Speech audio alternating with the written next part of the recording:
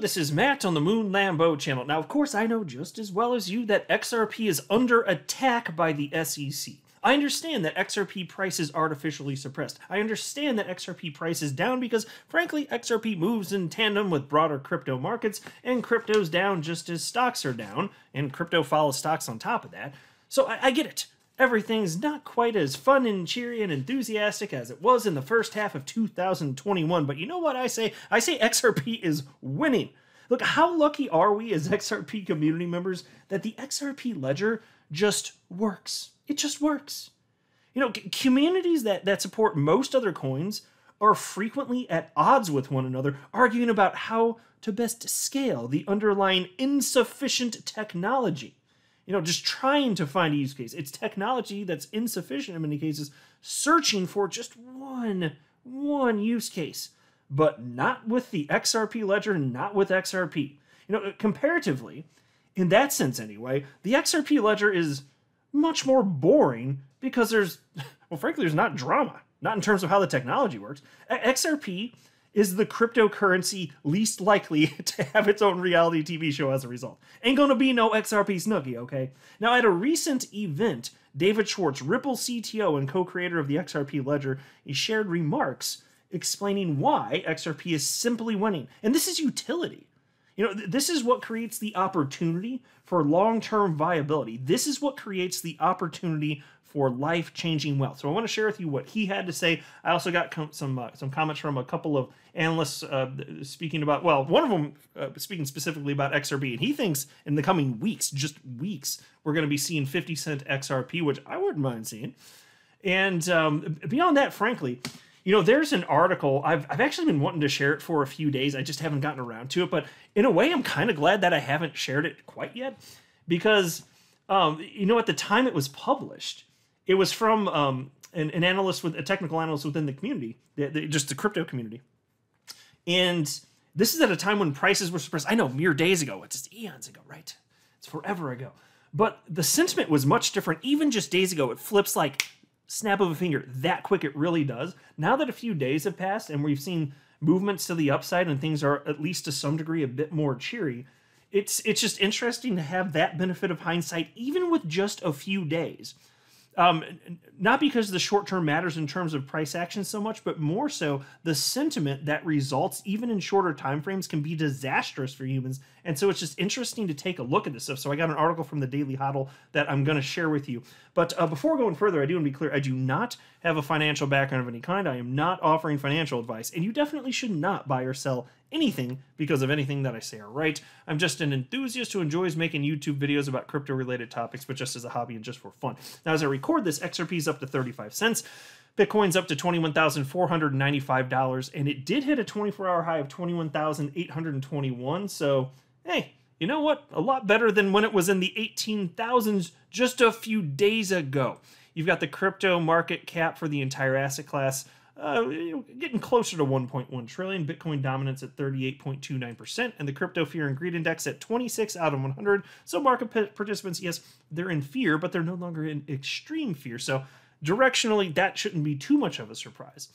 So before getting into the specifics of why I think that it's completely ridiculous to be concerned in the short term about price action, and in fact, to the contrary, I think this is the time to be excited and to be positioning. And I'm not telling you to buy or sell anything, but I'm saying that for me personally, I've been publicly stating when I've been buying and what I've been buying just because I'm happy to share that stuff, just not the quantities. But for me, even though I felt sufficiently positioned, you know, close to a year ago, even I was taking advantage of this. And I will tell you this, if I were jumping into crypto now, I would count this bear market as a freaking blessing. I really, truly would. Just as I counted it a blessing to be able to accumulate in 2018, because, mind you, I jumped in at a weird time into crypto. Late 2017, weeks after I jumped in, we had the biggest altcoin season in the history of the world, and that is literally true even today. That's my first experience in crypto, and I was just like, oh, what just happened? You know, it's ridiculous. And I recognize it was a bubble even leading up to that. But in 2018, I took full advantage, started dollar cost averaging and all that. And so for anybody newer to crypto, if you feel like you're late to the party, no, you're early to the party. And there are people that are recognizing that and taking advantage of it. This is not a time to be fearful, in my personal opinion anyway. So you do whatever you want, but that's just my personal perspective. Now, as far as the XRP ledger, David Schwartz had some things to say. So there was this article from You Today titled, Ripple CTO David Schwartz explains why XRP ledger is better than all mainstream blockchains. XRP ledger supporters shared a video from Apex Developer Summit 2022, a large-scale XRP ledger-centric conference for developers. Ripple CTO David Schwartz unveils the recipe for the secret sauce of XRP ledger's popularity. And in his speech, Mr. Schwartz stressed that XRP ledger adoption is on fire in 2022. He mentioned operational speed and attractive fees, amazing scalability as XRP ledgers may benefit. So let me just share with you specifically, because I did take the time to transcribe just a snippet here of this. And here is verbatim what David Schwartz had to say. Awareness of the XRP ledger as a layer 1 option has been increasing. Those speeds, fees, scalability, low energy uses, and I think the track record, 10 years running, and the built-in decentralized exchange, tokenization, sourcing efficient liquidity. The XRP ledger rises to the fore as a core opportunity to differentiate against other chains with these features. Now, folks, I ask you, how many cryptocurrencies can you say that it's true about? Look, and I mentioned this the other day. From time to time I mention this. It's been a while since I brought this up with any amount of regularity, but this is important to understand. Like, you can program from a technical perspective an amazing cryptocurrency. You can program a cryptocurrency, open source software that's even faster than the XRP ledger, which settles in 3 to 5 seconds. You could program, if you can figure it out, great. If you can figure out, say it settles in 1/10 of a second every single damn time, and it's free. Oh my gosh. Well, as long as maybe that's not a problem, even if you can find out how to make sure that the network doesn't get spammed, because having the tiny fee, which escalates when you get attacked, that's kind of useful actually. But say you get around that even. Oh my gosh. Okay. You know what you can't program into any new cryptocurrency, any new blockchain? You can't program adoption into it. You can't program liquidity into it. You know, which is why you could have a social network that's way better than Facebook, or what are the youths using out there? The tiki-taki thing, whatever the hell that crap is, where they stand around and dance in the streets, and all the boomers and even people my age looking at them just dancing in the street, and it's just quiet as you're watching them do the weird little dance movements. Like that's what they're putting on.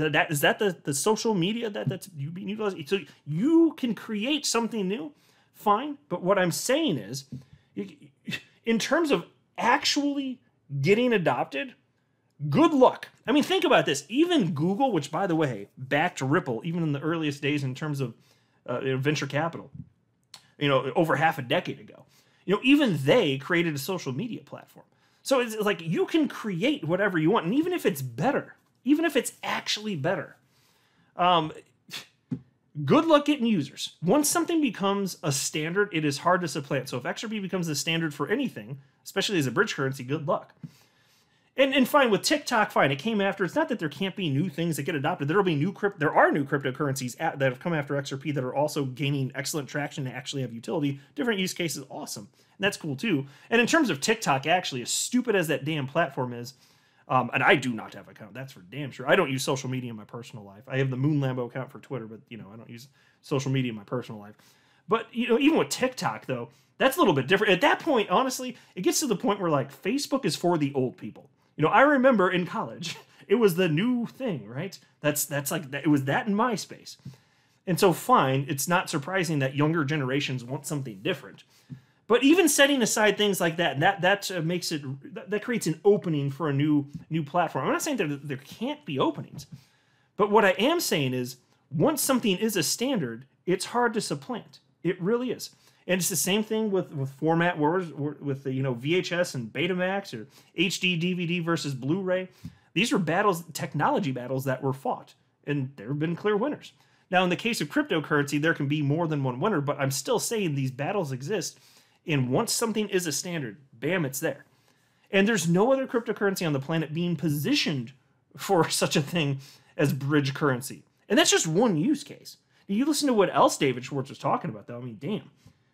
The built-in decentralized exchange, that's obviously something. We've got the XLS 20 amendment that we're waiting to get approved. It was voted on, the last I saw, something like 85% approval by XRP ledger validators. So after 2 weeks pass, then that will be adopted. So that'll provide new functionality for non-fungible token platforms. And like non-fungible tokens, folks, that's not going away. And it's not just about overpriced JPEGs. Yes, it's fun to sell overpriced JPEGs. I get it. People love it. Super duper. But that's not all that it's about. There's other stuff, including, rights to various assets. It could be creative content. It could be music even. There's all sorts of things that you can do with NFT functionality on the XRP ledger. And that's what it looks like is actually coming here. These are just some of the things. To me, it's amazing. And we don't have to worry about the stupid arguments that are put up against Bitcoin in terms of being an energy hog, this or that. We should be thanking our lucky stars we don't have to deal with all that hoo-ha. It's a blessing so far as I'm concerned. Now, in terms of what's going to happen next here, because unfortunately, or maybe fortunately, depending how you look at it, and sometimes I feel fortunately, at least in the short term, utility doesn't matter. So I always say utility matters and will win the day. It matters to me. There's a reason that I hold XRP, but I also recognize in the short term, people don't know what in the ever-loving hell they're doing in the crypto space. So the market moves in tandem, and I don't believe that it always will. I think that in the future, coins will be judged on their actual merits. But in the short term, to me, that represents a lot of opportunity, since I see humans behaving the same as they were during the bear market about 4 years ago, which is to say that, by and large, coins aren't going to zero. Fine, there was Luna, okay, whatever. That was a death spiral. But by and large, we're at the lowest depths of a bear market, it looks like anyway. And what's going to zero? Do you see humans acting differently than 2018 during that bear market? I don't.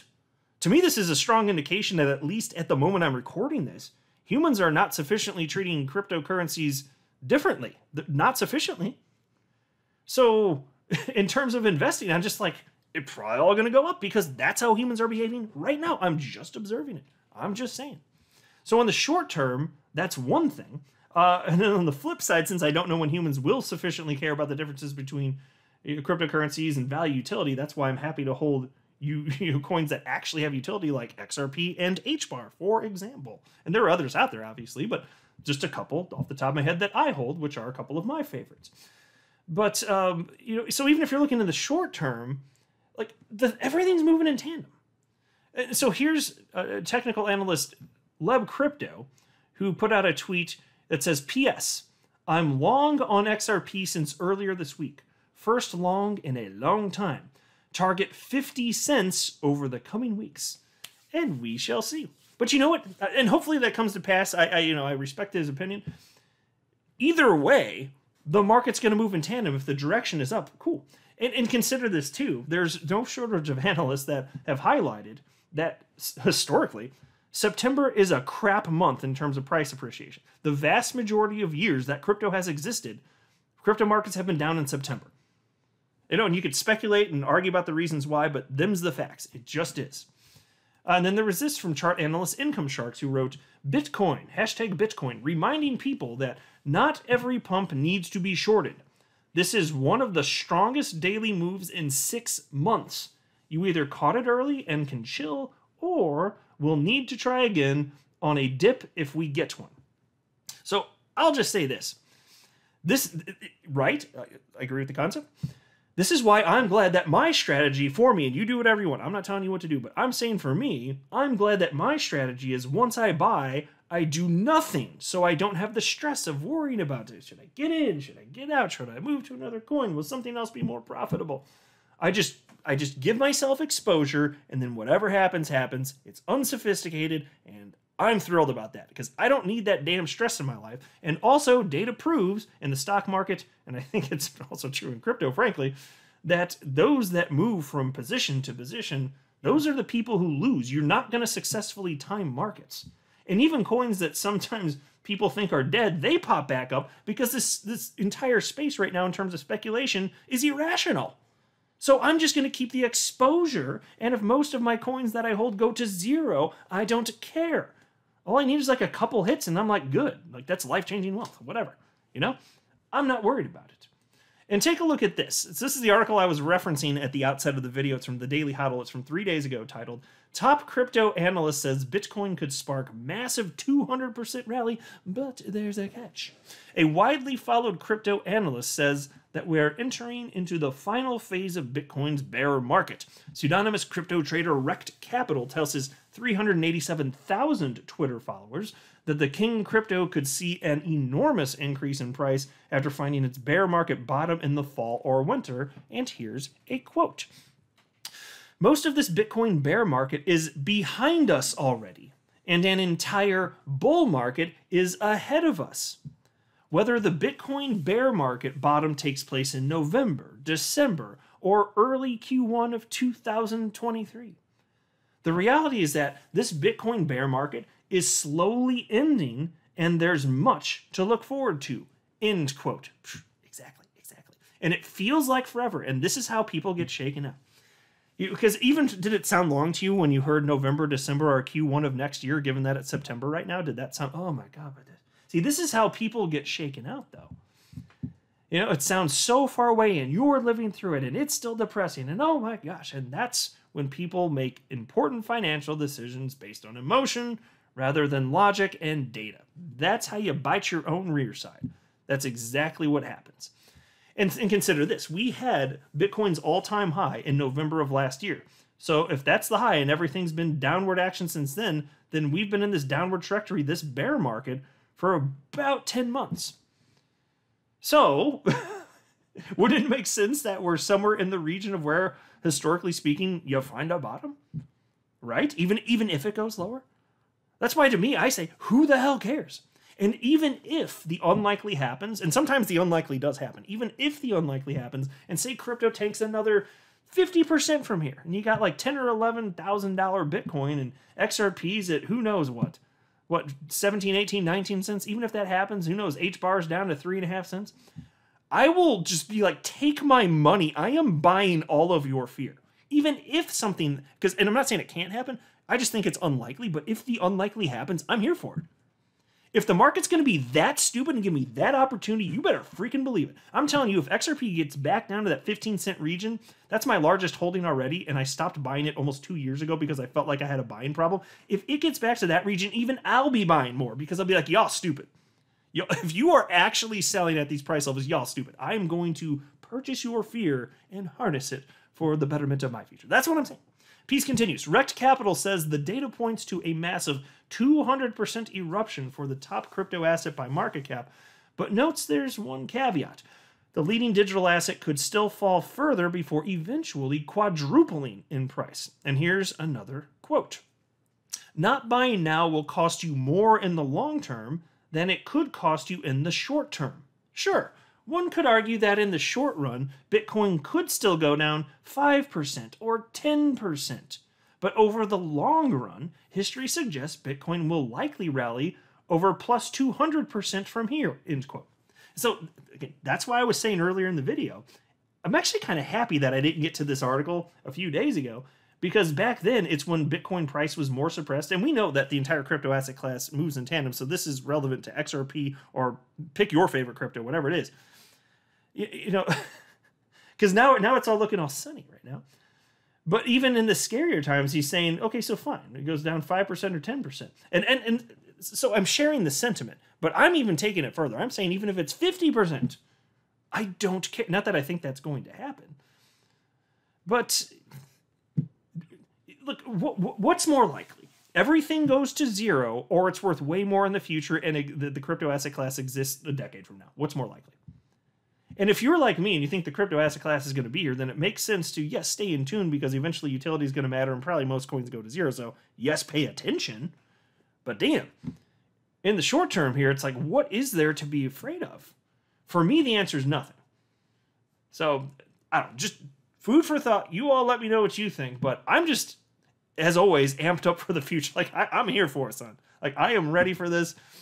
I think that XRP is going to be worth way, way, way more in the future. And if I'm wrong, it goes to zero and I lose everything, and then I just live with that.